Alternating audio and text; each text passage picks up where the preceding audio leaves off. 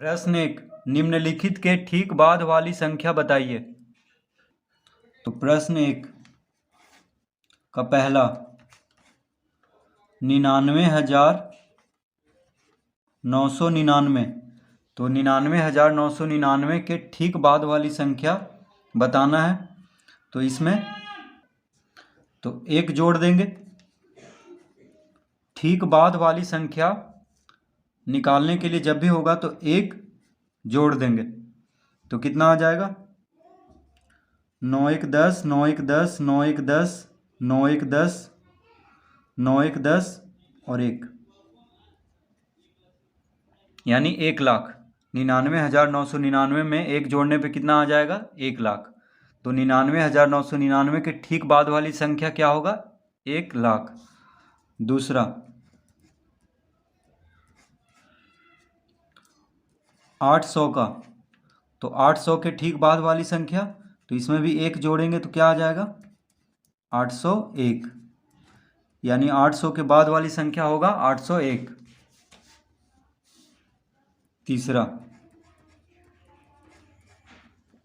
979।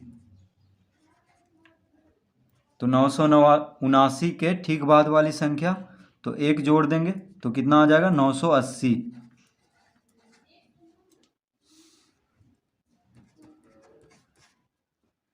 1000। तो 1000 के ठीक बाद वाली संख्या, तो एक जोड़ देंगे यानी 1001।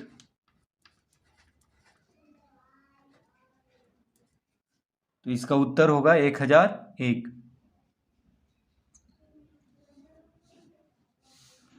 प्रश्न 2। तो प्रश्न 2 में कह रहा है निम्नलिखित के ठीक पहले वाली संख्या बताइए। तो प्रश्न 2 का पहला है 1,00,000। तो प्रश्न 2 में है ठीक पहले वाली संख्या बताना है। तो क्या करेंगे? एक घटाएंगे इसमें। ठीक पहले वाली जब भी पूछे तो एक घटा देना है। तो एक घटाने पे कितना आ जाएगा? 10 में से 1 गया 9, ये 9 हो गया, ये भी 9 हो गया, ये भी 9 हो गया, ये भी 9 हो गया और ये 0 हो गया, यानी 9 9 9 9 9, 99,999 हो जाएगा 1,00,000 के ठीक पहले वाली संख्या। दूसरा 100। तो 100 में 100 के ठीक पहले वाली संख्या, तो एक घटाएंगे तभी पता चलेगा। तो 100 से पहले क्या आता है? 99। 100 में से एक घटाएंगे तो 99 आएगा। तो 100 के ठीक पहले वाली संख्या होगा 99। तीसरा 8,757। तो 8,757 के ठीक पहले वाली संख्या एक घटा देंगे तो हो जाएगा 8,756। प्रश्न 4 99। तो 99 के ठीक पहले वाली संख्या एक घटाएंगे यानी कितना आ जाएगा? 98। 99 के ठीक पहले संख्या होगा 98। प्रश्न 3। तो प्रश्न 3 कह रहा है सबसे छोटी पूर्ण संख्या कौन सी है? सबसे छोटी पूर्ण संख्या कौन सी है? तो इसका उत्तर होगा 0। सबसे छोटी पूर्ण संख्या कौन है? तो 0 है। 0 सबसे छोटी पूर्ण संख्या है, ठीक है, क्योंकि 0 से ही पूर्ण संख्या शुरू होता है। 0 1 2 3 4 इस तरह से। तो 0 हो गया सबसे छोटी पूर्ण संख्या। प्रश्न 4 निम्नलिखित की परवर्ती संख्या बताइए। तो परवर्ती संख्या को उत्तरवर्ती संख्या भी कहते हैं, ठीक है, दोनों एक ही नाम है। तो प्रश्न 4। तो प्रश्न 4 का पहला तो परवर्ती संख्या, तो पहला है 54,896। तो 54,896 की परिवर्ती संख्या बताना है, यानी तो परिवर्ती मतलब ठीक बाद वाली संख्या, ठीक है। तो इसमें एक जोड़ देंगे ठीक बाद वाली संख्या, परवर्ती मतलब क्या होता है इसके बाद, तो 54,896 के बाद क्या होगा, तो एक जोड़ेंगे तभी पता चलेगा।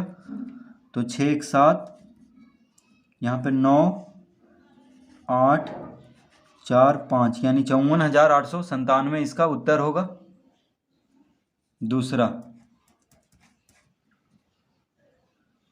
8,765, तो 8,765 का परवर्ती संख्या या उत्तरवर्ती संख्या क्या होगा, इसके बाद वाली संख्या, इस ठीक बाद वाली संख्या। ठीक है, तो इसमें भी एक जोड़ देंगे, यानी कितना हो जाएगा, 5 एक 6, यानी 8,766। तीसरा 543, तो 543 के परवर्ती संख्या यानी एक जोड़ेंगे तो कितना हो जाएगा, 544। तो परवर्ती मतलब क्या होता है, ठीक बाद वाली संख्या। 28, तो 28 का परवर्ती संख्या यानी ठीक बाद वाली संख्या क्या होगा 28 के बाद, तो एक जोड़ देंगे, यानी 28 एक 29। 9,999, तो 9,999 के ठीक बाद वाली संख्या, तो एक जोड़ेंगे, कितना आ जाएगा, 9 एक 10, 9 एक 10, 9 एक 10, 9 एक 10, यानी 10,000। तो 9,099 का परवर्ती संख्या क्या होगा, 10,000। प्रश्न 5 में कह रहा है निम्नलिखित की पूर्ववर्ती संख्या, तो पूर्ववर्ती संख्या को अनुवर्ती संख्या भी कहते हैं, तो निम्नलिखित की पूर्ववर्ती संख्या बताइए। तो प्रश्न 5 का पहला है 8,76,542, तो 8,76,542 का पूर्ववर्ती संख्या यानी ठीक पहले वाली संख्या, तो पूर्ववर्ती संख्या मतलब क्या होता है, ठीक पहले वाली संख्या। ठीक है, तो पूर्ववर्ती संख्या को अनुवर्ती संख्या भी कहते हैं। तो ठीक पहले वाली संख्या मतलब एक घटा देंगे, तो 2 में से 1 गया 1, यानी लिख देंगे 8 7 6 5 4 1, 87,000। ये हो जाएगा 8,76,542 का पूर्ववर्ती संख्या होगा 8,76,541। दूसरा 99, तो 99 का अनुवर्ती संख्या यानी ठीक पहले वाली संख्या क्या होगा, 98, एक घटा देंगे। तीसरा 101, तो 101 का ठीक पहले वाली संख्या यानी पूर्ववर्ती संख्या, तो एक घटाएंगे तो 100 हो जाएगा।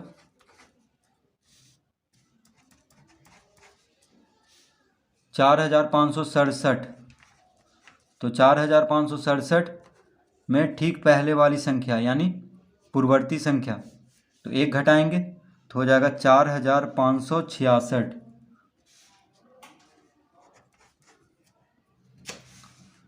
यहाँ पे 1,00,000, तो 1,00,000 के पूर्ववर्ती संख्या यानी एक घटाएंगे तो कितना हो जाएगा, 10 में से 1 गया 9 9 9 9 9, यानी 99,999।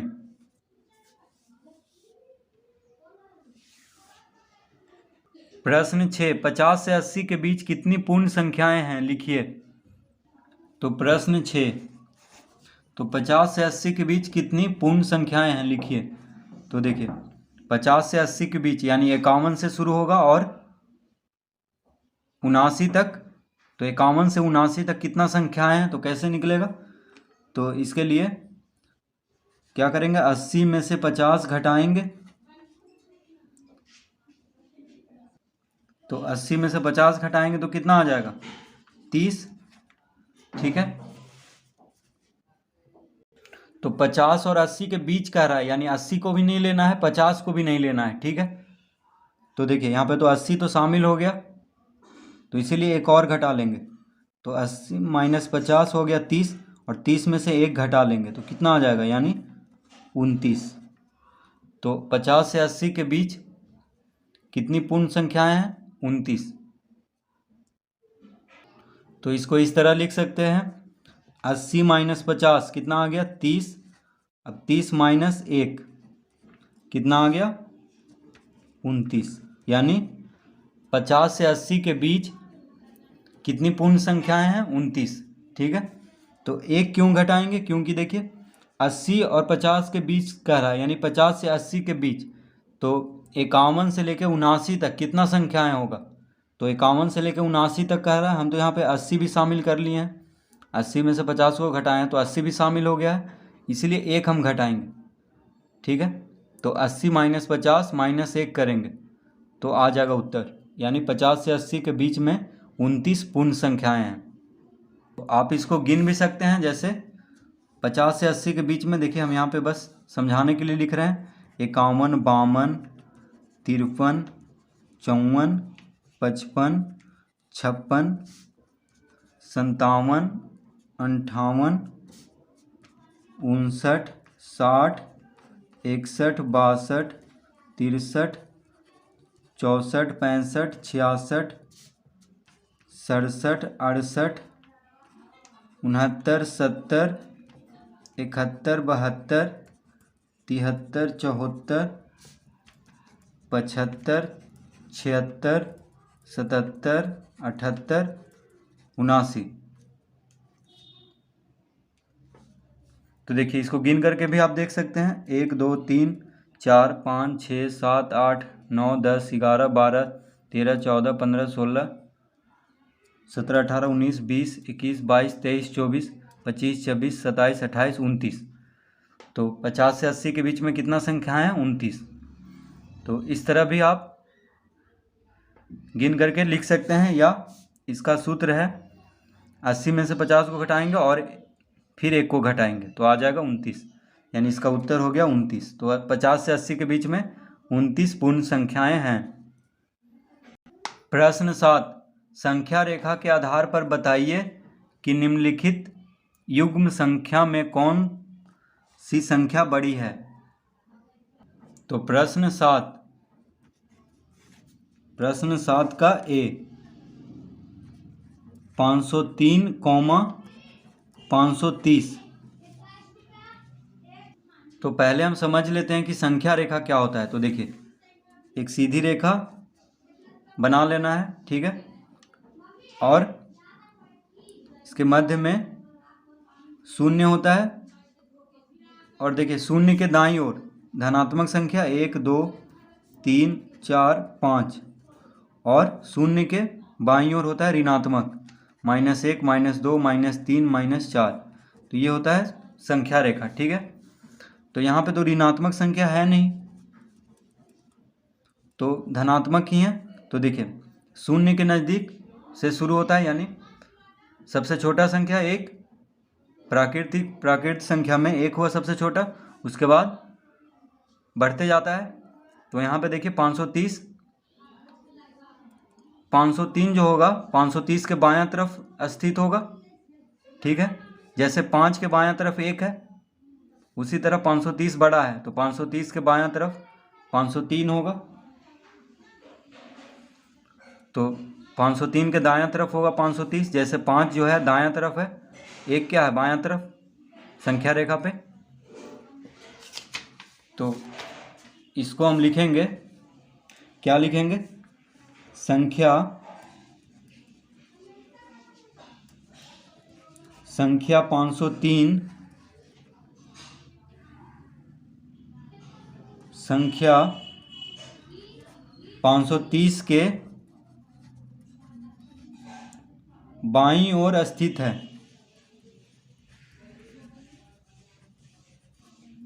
बाईं ओर स्थित है। तो कौन बड़ा होगा यहाँ पे,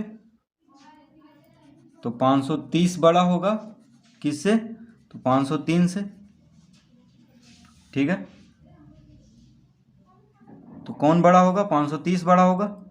तो देखिए बड़ा का चिन्ह देंगे, यानी जिस तरफ इसका मुंह रहता है उस तरफ बड़ा संख्या होता है। तो 530 किससे बड़ा है, 503 से। तो संख्या रेखा के आधार पर बताना है कि निम्नलिखित युग्म संख्या में कौन सी संख्या बड़ी है। तो देखिए 503 जो होगा संख्या 530 के बाईं ओर स्थित होगा, तो इसका मतलब हुआ कि 530 बड़ा है 503 से। तो इसी तरह सब लिख देंगे। बी में, तो बी में 1023, 1020, तो 1023 है 1020 है, तो 1020 बाईं ओर स्थित होगा, तो लिखेंगे संख्या 1020 संख्या रेखा पर, तो संख्या 1020 संख्या 1023 के बाईं ओर स्थित है।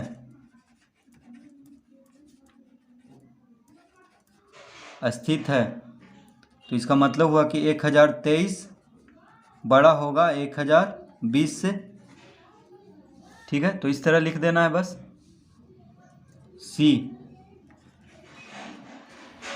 4384, 5987, तो इसमें भी लिखेंगे संख्या 4384 संख्या 5987 के बाईं ओर